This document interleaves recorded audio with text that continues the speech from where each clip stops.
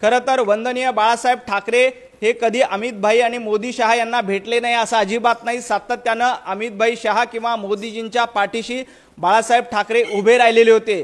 मी संजय राऊत यांना आठवण करून देतो, बाळासाहेब ठाकरे कधी सोनिया गांधींच्या दारात गेले नाहीत।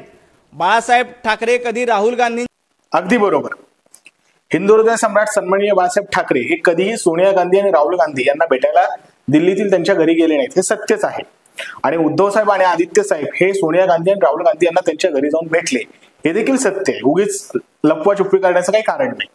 पण सोनिया गांधी आणि राहुल गांधी हे या देशाचे नागरिक आहेत, शिवाय ते लोकसभेचे सदस्य आहेत।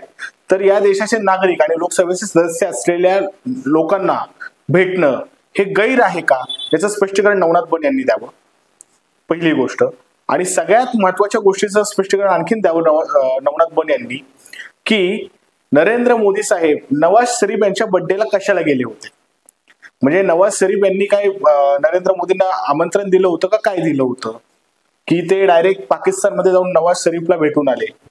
जर सोनिया गांधी आणि राहुल गांधी यांना भेटणं हे जर गैर असेल, तर नवाज शरीफ यांना भेटणं हे गैर नाही का, याचं उत्तर नवनाथ बन यांनी द्यावं। जय महाराष्ट्र।